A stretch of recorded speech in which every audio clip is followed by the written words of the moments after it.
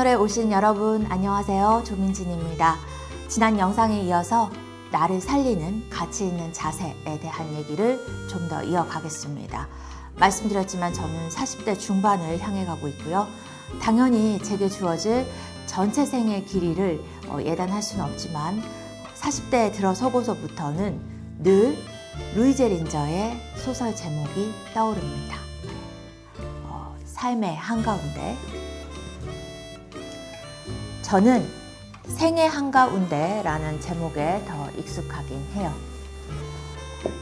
이 책은 제가 초등학교 6학년 때 친한 친구 생일 선물로 줬던 책이기도 합니다. 지금 생각해보면 초등학생이 읽고 이해하기에는 지나치게 수준이 높은 책입니다. 그 당시에 저 역시 이 책을 읽고 선물했던 건 아니었어요. 그냥 친구 생일 선물로 책을 사줘야겠다는 생각을 갖고 동네 서점에 가서 나름대로 제일 있어 보이고 제일 멋있어 보이는 제목을 찾았거든요. 그래서 이 책, 루이제 린저의 생의 한가운데라는 책을 고른 거였습니다. 초등학생인 제 눈에 되게 있어 보였던 제목, 생의 한가운데. 아무튼 그 이후로 이 책 제목만은 잊은 적이 없습니다. 그리고 무의식적으로 늘 생각했던 것 같아요. 나는 내 생의 한가운데서 정말 근사한 사람이 되어 있을 거야. 근데 지금 제 나이면 생의 한가운데에 있는 것 같기도 하거든요. 하지만 막상 나는 지금 근사한 사람인가 이렇게 자문하면 사실 좀 아쉬운 부분이 많습니다. 어쨌든 어른이 된 지금은 이 책을 읽은 상태지만 사실 이 책의 제목이 왜 생의 한가운데냐 하는 것에 대해서는 굉장히 다양한 생각이 들 만큼 여전히 딱 부러지게 답을 하진 못하겠어요. 이 책에 대한 본격적인 얘기는 좀 아껴뒀다가 다음에 또 기회가 있으면 해보겠습니다. 아무튼 이 소설 속에서 주인공 니나가 자주 하는 말이 있습니다. 인생의 의미에 대해 묻는 사람은 그 의미를 결코 알지 못할 것이다. 그 의미를 묻지 않은 사람만이 해답을 안다. 여러분, 이건 또 무슨 뜻일까요? 늘 조금이라도 더 남다른 의미가 있는 인생을 살아야지 하고 호기롭게 다짐해왔던 저는 사실 지금보다 더 어렸을 때는 니나의 이 말이 선뜻 와닿지가 않았습니다. 어려웠어요. 근데 이제는 이 문장을 곱씹어보면 조금 알 것 같기도 합니다.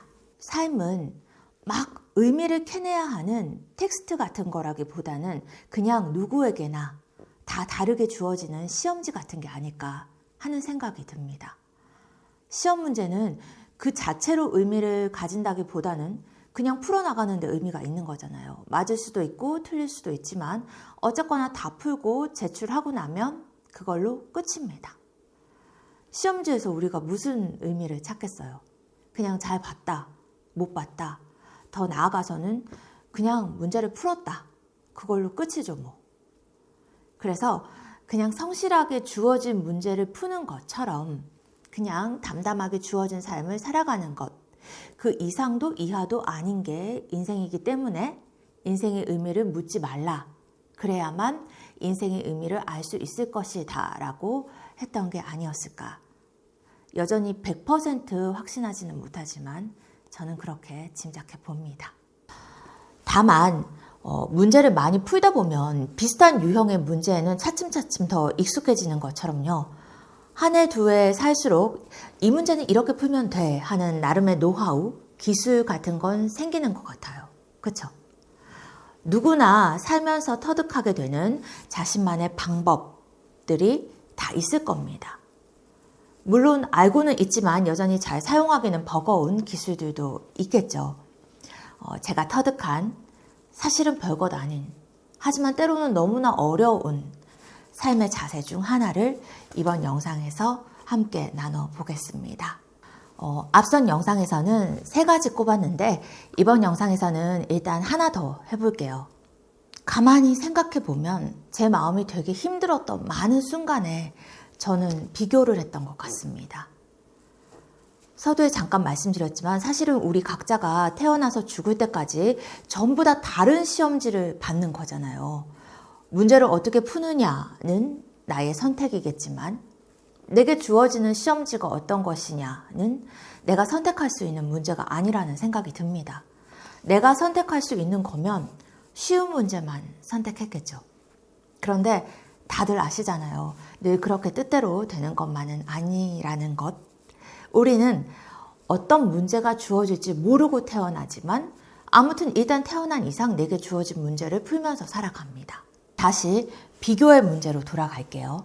태생적인 조건도 다르고 본연의 재능도 다르고 성격도 다르고 각자의 삶에 주어지는 숙제, 풀어야 하는 문제가 모두 다 다르다는 점 때문에 애당초 비교라는 거는 부질없고 타당하지도 않습니다. 이걸 우리는 압니다. 근데 과거의 저를 돌아보면요. 무의식적으로 자꾸 남과 비교하면서 내가 지금 어느 위치에 있는지, 어디까지 왔는지를 따져보려고 했던 경향이 컸던 것 같습니다. 늘 다른 사람보다 더 잘하고 싶었고요. 제가 더 낫길 바랐습니다. 여러분들도 이런 마음이 다들 있으시죠? 저는 상대적으로 좀 더 많았던 것 같은데 왜 그랬나 생각해 보면 저는 되게 성취감이 중요한 사람이거든요. 물론 지금도 그렇습니다. 그런데 어쨌든 지금보다 더 많이 어릴 때는 이런 성취감을 나와 남을 비교해서 내가 누구보다 얼마나 앞서 있는지를 따지는 데서 얻었던 게 아닐까 싶어요. 여러분, 듣는 순간 엄청 피곤하게 느껴지시죠? 이런 식으로 남과 비교하면서 살면 진짜 고통스럽습니다. 학교에서든 직장에서든 일을 하면서나 친구 사이에서나 끊임없이 괴로우려면 끊임없이 비교하면 됩니다. 근데요, 많은 경우 고통은 극복하면 한 뼘 더 성장하잖아요. 그런데 비교에서 오는 고통은 그냥 자신을 죽이는 고통인 것 같습니다. 어떤 카테고리에서건 언제나 나보다 앞서는 사람은 예고 없이 등장합니다. 설령 내가 지금 탑이라고 해도요. 그 탑의 위치를 좀 오래 지킬 수는 있겠지만 영원히 지킬 수는 없는 것 같습니다. 저는 기자 생활을 하면서 특히 많이 느꼈습니다. 영원한 권력이 없고 영원한 1등이 없었습니다. 때문에 지금 자신이 있는 위치, 자신이 가진 권력, 타인과의 비교해서 얻은 우월감에 취해서 사는 게 되게 어리석은 일이었어요. 결과적으로. 분명히 그 사람의 영광을 취재하던 순간이 있었는데 어느새 그 사람의 좌절, 상처, 실패 이런 것들을 따지고 들어야 되는 시기도 오더라고요. 성공한 후에는 추락한다 이런 단선적인 얘기는 결코 아니고요. 저마다의 삶에는 다 정점과 저점, 굴곡이 있었다는 얘기입니다. 이렇게 거창하게 전체를 아우르지 않아도 남과 나를 비교하는 게 허망한 이유는요. 비교하는 순간에 내 삶의 무게중심이 나의 밖으로 나가기 때문입니다. 언제 어떤 비교 상대가 나타날지 몰라서 늘 전전긍긍해야 하는 거죠. 저는 지금은 의식적으로 남과 나를 비교하는 일은 정말 안 합니다. 그냥 그래야 된다고 생각해서 안 하는 게 아니라 그런 식으로는 결코 행복할 수 없다는 걸 체득했기 때문에 안 하려는 겁니다. 그리고 너는 너, 나는 나라고 그저 인정하고 선을 넘지 않으려고 계속 노력합니다. 그래서 여러분, 여기서 제가 실질적으로, 구체적으로 남과 나를 비교하려는 마음이 들 때 지혜롭게 피해갈 수 있는 팁 2가지를 살짝 알려드릴게요. 먼저 겉으로 보이는 게 전부는 아니다 라는 생각을 갖고 살면 좋습니다. 저는 사실 겉모습이 겉으로 드러나는 게 그 사람의 많은 걸 반영하고 있다고 생각하는 쪽이긴 해요. 하지만 동시에 전부라고 할 수는 없잖아요. 이건 뉴욕타임즈 국제판인데요. 제가 지난주에 신문을 보다가 10월 19일 수요일자네요. 이 기사를 봤습니다. 지난달에 세상을 떠난 영국의 엘리자베스 2세 여왕을 찍은 작품 사진입니다. 보이세요?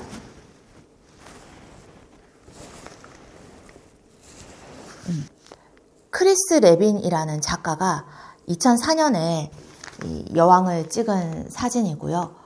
작가는 이 작품의 제목을 equanimity, 우리말로 하면 침착, 평정이라고 붙였습니다. 작가가 이 사진을 찍고 여왕에게 이 사진 제목이 평정입니다 라고 말했대요. 여왕의 고요한 평정심을 연출해보자 하고 찍은 사진이겠죠. 아무튼 그랬더니 여왕이 이렇게 말했답니다. 보이는 게 항상 다는 아니죠. 그러니까 이렇게 사진을 위해서 침착한 모습을 연출하면서도 아마도 여왕은 속으로 갖가지 복잡한 생각들에 사로잡혀 있었던 게 아닐까 싶습니다. 엘리자베스 2세 여왕의 재임 기간이 무려 70년이었습니다. 26살의 왕위에 올라서 96에 서거했고요. 70년 동안 대중 앞에선 늘 침착하고 평정심을 잃지 않은 모습을 보여온 여왕입니다. 그런 여왕이 이런 말을 이렇게 자연스럽게 한다는 것은 적어도 스스로는 안다는 거죠. 자신이 그 보이는 겉모습 뒤에서 또 얼마나 고군분투해왔는지. 근데 여러분, 남과 비교할 때 우리는 겉으로 보이는 것만 갖고 비교하잖아요. 인간이니까 타인의 겉모습을 보고 부러움, 때로는 질투, 그러면서 자신에 대한 좌절 충분히 느낄 수 있다고 생각합니다. 하지만 그럴 때마다 일단 나한테 유리한 생각법을 사용하면 좋겠습니다. 저 사람도 내가 모르는 고통이 있겠지. 근데 내가 보이는 것만 갖고 비교하는 건 어리석은 일이야 라고 자신을 위한 선을 그어주는 겁니다. 때로는 나한테 유리한 방식으로 생각하는 걸로 스스로 기분을 나아지게 만드는 것도 엄청 지혜로운 삶의 자세라고 생각해요. 저는 궁극적으로 내 기분을 바꿀 수 있는 사람은 나밖에 없다고 생각합니다. 근본적으로 자신을 도울 수 있는 사람은 자기 자신밖에 없다고 믿는 편입니다. 남과 비교하지 않는 법 두 번째. 그야말로 남과 비교하지 말고 어제의 나와 비교하는 겁니다. 어제의 나와 지금의 나를 비교하는 습관을 가지면요. 내가 스스로를 극복하고 뛰어넘는 것도 이렇게 어려운데 남을 신경 쓴다는 것 자체가 되게 부질없고 한심하게 느껴지거든요. 성취감이라는 가치를 중요하게 생각하는 사람들이 자신도 모르게 곧장 남과 자신을 비교하게 되는 것 같기도 합니다. 그러니까 그 성취를 측정하는 근거를 어제의 자신으로 삼으면 문제가 해결됩니다. 덩달아 실질적으로 성장하고 성숙할 수 있습니다. 저 지금 되게 진심으로 말씀드리는 건데 갑자기 스스로도 되게 교과서적으로 느껴져서 멈칫하게 되네요. 근데 여러분, 이거 정말 좋은 방법입니다.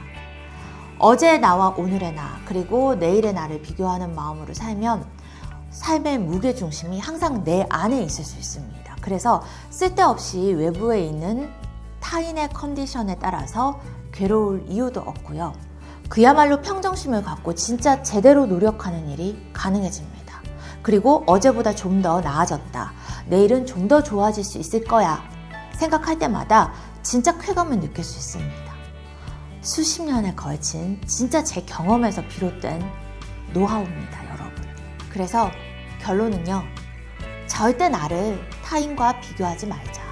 비교하고 싶어지면 내가 보는 그가 그의 전부가 아닐 거라고 나한테 유리한 방식으로 생각을 조종하고 남이 아닌 어제의 나와 오늘의 나를 비교하는 데서 성취감을 찾자는 겁니다. 여러분, 더 많은 얘기는 또 다음 영상에서 차차 이어가겠습니다. 항상 편안하시고요. 구독과 좋아요, 또 좋은 말씀 댓글로 많이 나눠주시면 감사하겠습니다. 또 뵐게요.